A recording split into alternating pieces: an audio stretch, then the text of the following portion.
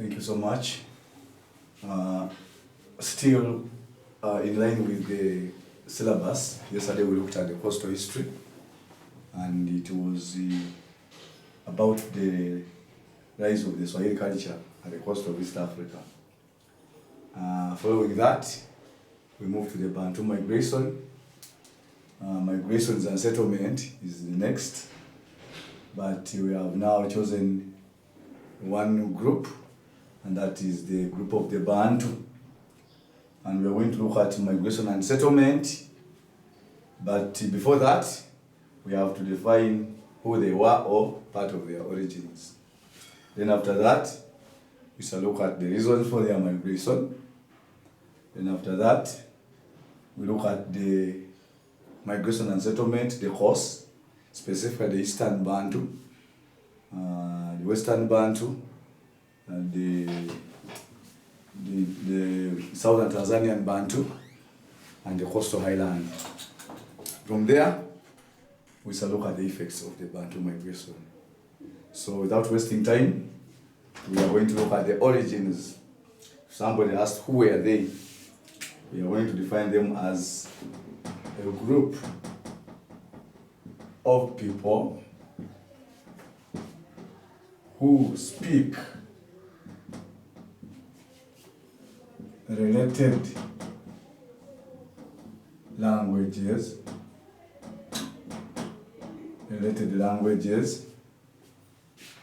characterized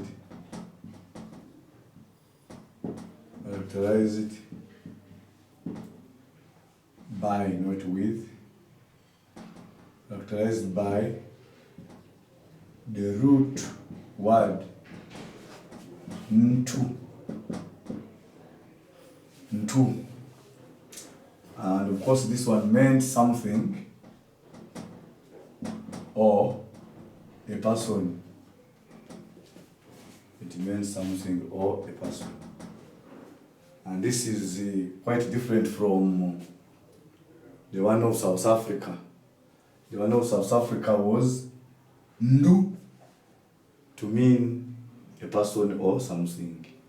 And we said for the case of East Africa it is ntu, still meaning the same, a person or something, omuntu, and the other side omundu. So the ntu in South Africa becomes ndu. So that is the definition of the band. However, much as we are saying they are related, not the same. Not the same languages, much as they are related or similar. Why? We can give an example, e.g. Muganda can understand a Munyoro with ease, while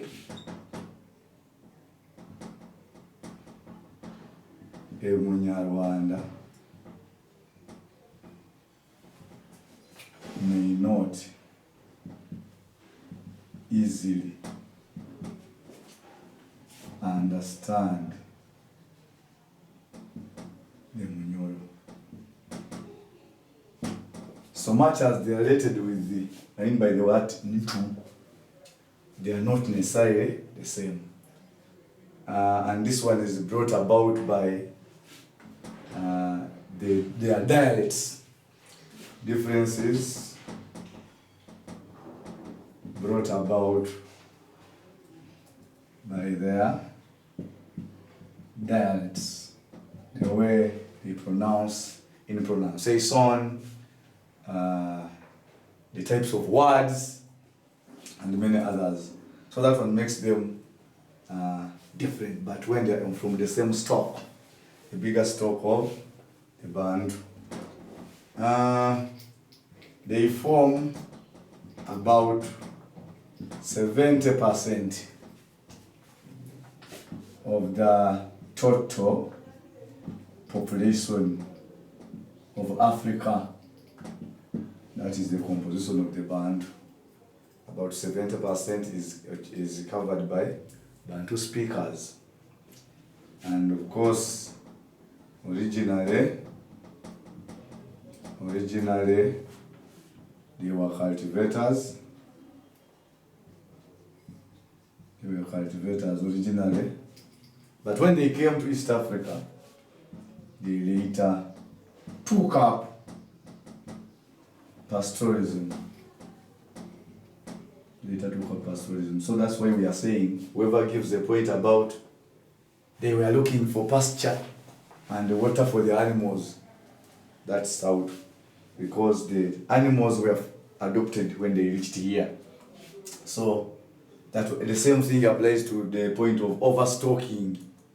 That one also is not to be mentioned, because they were original cultivators, but later took up pastoralism when they reached East Africa here. We are told that their origin is said. This word is applicable in history. Is said. Most likely, probably. You cannot use this kind of grammar in science subjects. This is history. Said to have been, because there is uncertainty, said to have been the Niger Benue or Cameroon Highlands. This is the first theory. There are two theories that can explain the origins of the Bantu. The first theory is talking about them coming from the Niger Benue or Cameroon Highlands or in the Niger Delta. And that's one theory. Another theory is that said to have come from the Congo, Basin, specifically the Katanga province. So these are the two theories. The first theory talks about them having come from the Cameroon Highlands, and the second one talks about them being from the Congo Basin, or specifically the Katanga province.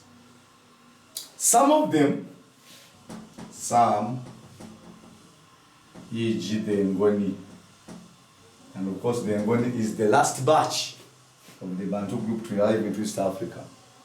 So some of them moved from their homeland, from their cradle land, could be Cameroon or Katanga province, moved from the cradle land, and by cradle we mean homeland, through Central Africa, and then to South Africa. And then South Africa, for the case of the Ngoni, from Cameroon Highlands via Central Africa into South Africa, and later into East Africa. And of course we know why. They were fleeing the wars of Shaka. Shaka was the reason that they left South Africa, or the Natal province. That one was more explained when we look at the Bantu of South Africa. But we are tracing the movement of the Ngoni, which is part of those who came to East Africa, from their original homeland through West Central Africa into South Africa, and later into East Africa. Yes, and of course we are told that by 1600 AD they had flourished in many parts of East Africa, especially